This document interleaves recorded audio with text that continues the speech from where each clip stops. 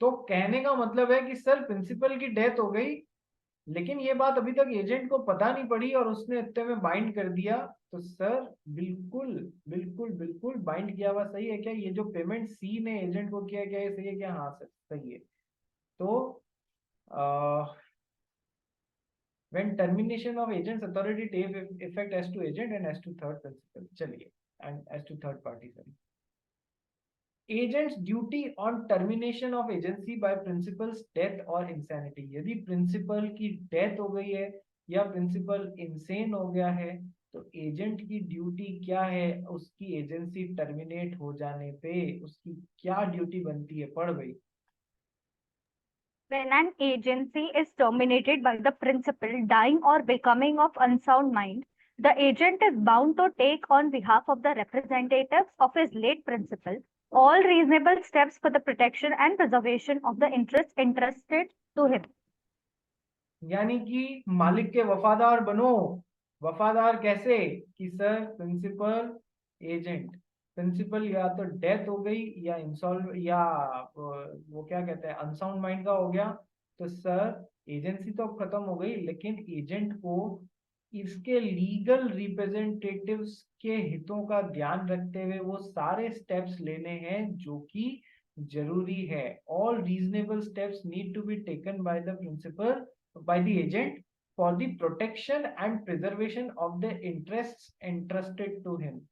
जो भी इसने एजेंट को अपने हितों के लिए एजेंट बनाया था उन सब का प्रोटेक्शन करना। मान लो इसने कोई कार दी हुई थी एजेंट को जाके बेच के आया, या कोई फैक्ट्री दी हुई थी कि ये बेचनी है अपने को, प्लॉट बेचना है, कार दी हुई थी मान के चलते हैं।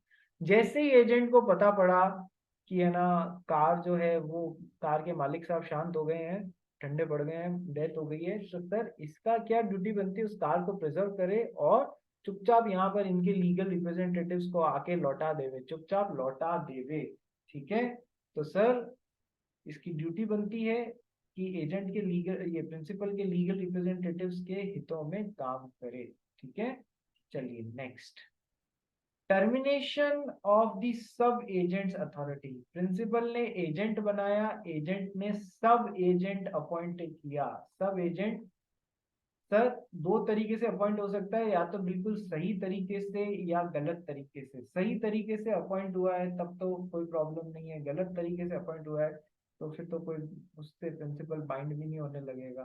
सही तरीके से अपॉइंट हुआ है तो यस ऑफ कोर्स बाइंड होने लगेगा। लेकिन जैसे प्रिंसिपल की डेथ हुई, जैसे ही प्रिंसिपल की डेथ हुई वैसे ही एजेंट की अथॉरिटी खत्म हुई।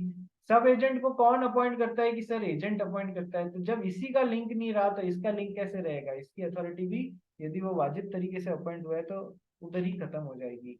सो the sub agent's authority comes to an end when the agent's authority terminates.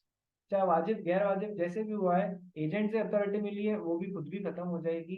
ठीक है, तो सब एजेंट की अथॉरिटी जो है प्रिंसिपल की डेथ के साथ में क्योंकि एजेंट की अथॉरिटी टर्मिनेट, जहां भी किसी भी कारण एजेंट की अथॉरिटी टर्मिनेट होती है, चाहे डेथ ऑफ प्रिंसिपल या एजेंट, चाहे इंसैनिटी ऑफ प्रिंसिपल और एजेंट, चाहे कोई भी रीजन से एजेंट की agency comes to an end, उसी समय हाथों हाथ सब एजेंट की एजेंसी खत्म हो जाएगी, उसकी अथॉरिटी टर्मिनेट हो जाएगी। तो क्या ये समझ में आया आपको? क्या ये समझ में आया? इस पे क्वेश्चन आ सकते हैं रिवोकेशन ऑफ अथॉरिटी पे। चलिए ये तो हो गई एक बात। अब है ना, एक चीज मैंने नोट्स में बाद में छोटी सी ऐड करी है, एजेंसी बाय ईस्टॉपल। ईस्टॉपल वाला पॉइंट पढ़ा था ना, एजेंसी कैसे कैसे क्रिएट होती है। कि सर एजेंसी एक तो एक्सप्रेस वे में, एक इम्प्लाइड वे में। ठीक है,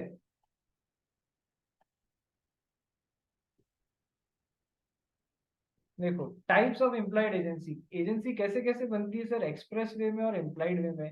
इम्प्लाइड वे में फिर फर्दर दो तरीके हैं, या तो पार्टीज वैसे खुद से एक्ट कर रही हैं, या फिर एजेंसी बाय ईस्टॉपर, एक पार्टी ने दूसरी पार्टी को रिप्रेजेंट कर दिया एजेंट जैसे, अब बाद में वो मना नहीं कर सकती, ही और she will be estopped from saying that ये मेरा एजेंट नहीं है।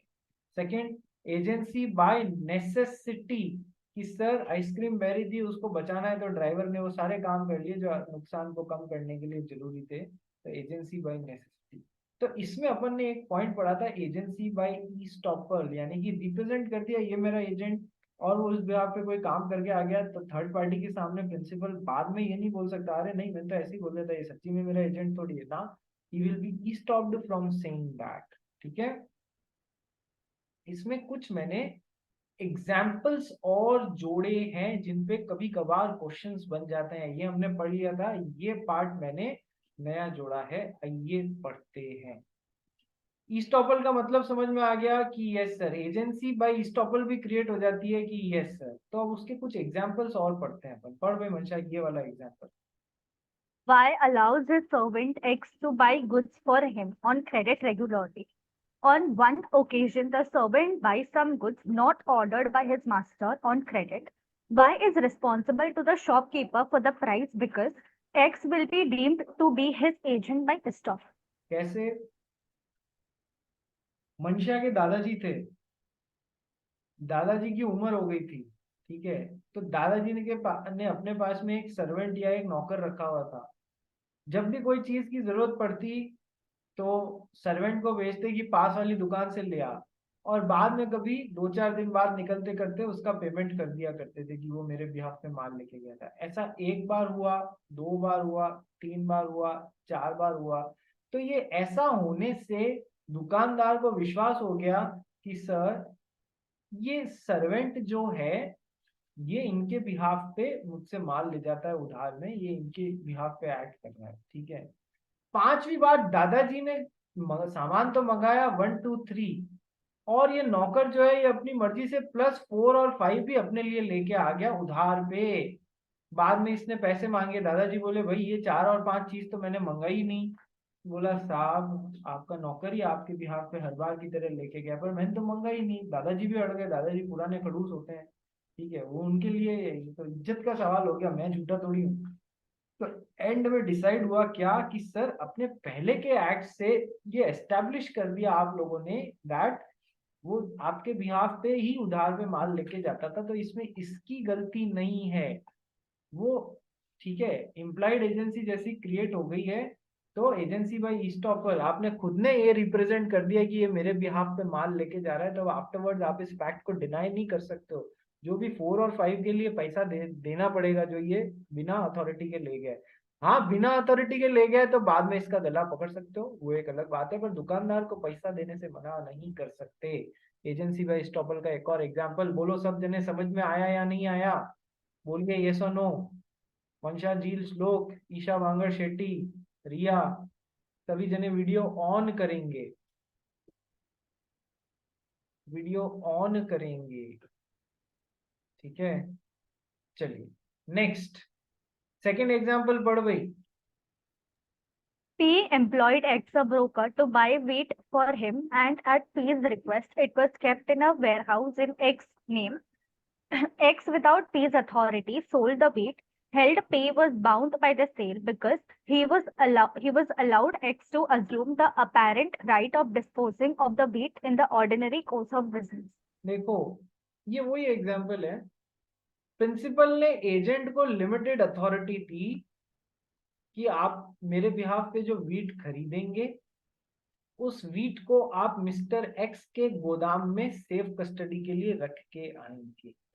तो यानी कि क्या कम्युनिकेट हुआ कि ये इसका एजेंट है केवल खरीदने के लिए और सेफली रखने के लिए। लेकिन मिस्टर लेकिन सर मिस्टर एक्स को तो इस रेस्ट्रिक्शन, जिनका गोदाम था उनको तो इस रेस्ट्रिक्शन के बारे में पता नहीं था ना कि ये खरीदने के लिए ही है। तो सर एक दिन ये खुद अपनी मर्जी से गोदाम से माल ले गया और बेच के आ गया। सर क्या इसमें मिस्टर एक्स की कोई गलती है कि सर उनको तो ये रिप्रेजेंट किया गया था ना कि हाँ ये एजेंट है, in ordinary course of business है, उनको थोड़ी पता था कि इसकी अथॉरिटी पे रेस्ट्रिक्शंस है, ये माल खरीद ही सकता है बेच नहीं सकता है।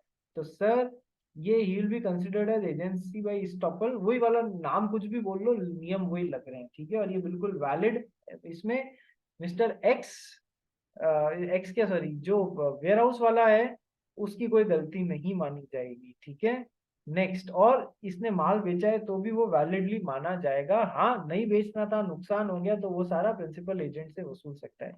ये बड़ा अच्छा एग्जाम्पल है, इसको पढ़ो। Where a married woman cohabits with her husband, there is a presumption that she has the authority to pledge his credit for necessaries. A wife living with her husband has the implied authority of the husband to buy articles of household necessity.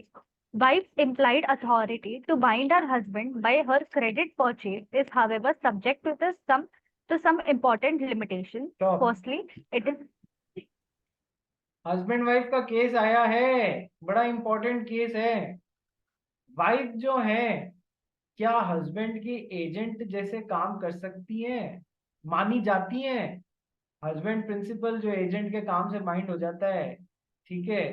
क्या ये point है कि sir देखो, wife, ये किराना shop वाला है, example में third party को किराना शॉप वाला रखते हैं या फिर कोई भी और रखते हैं, ठीक है।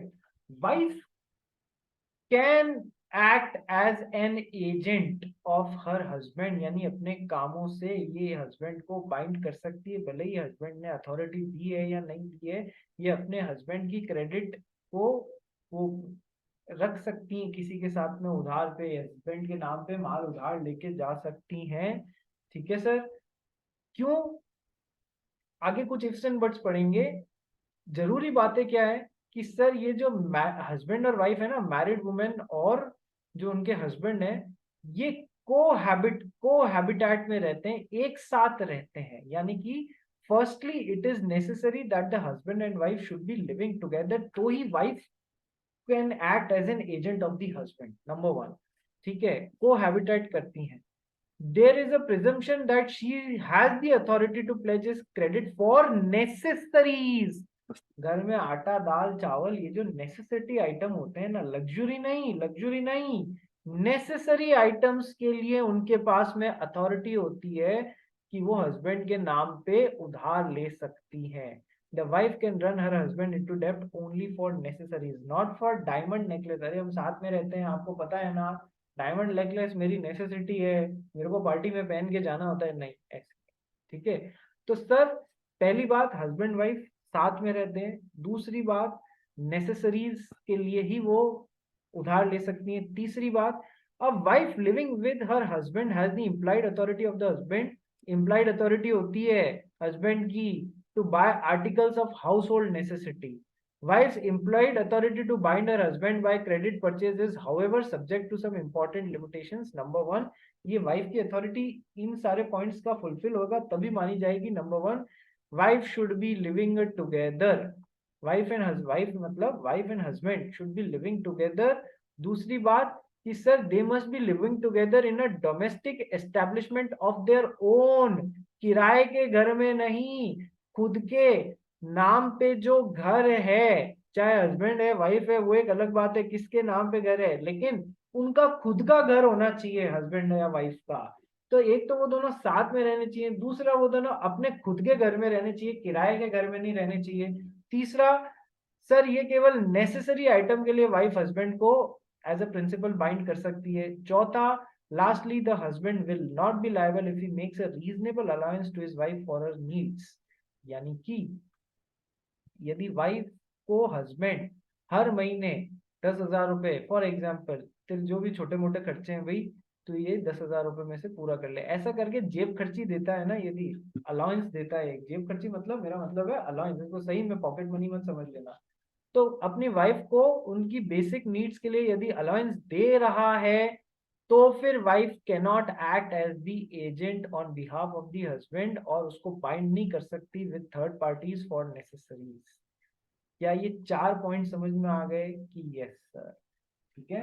यदि हस्बैंड और वाइफ साथ में नहीं रहते हैं तो फिर वाइफ कैन नॉट बाइंड। यदि हस्बैंड वाइफ साथ में तो रहते हैं लेकिन उनका घर खुद का नहीं है, ओन्ड नहीं है, तो वाइफ कैन नॉट बाइंड। यदि हस्बैंड वाइफ को अलाउंस देता है उसकी बेसिक नेसेसिटीज के लिए, उसकी नीड्स के लिए, then also wife can not bind.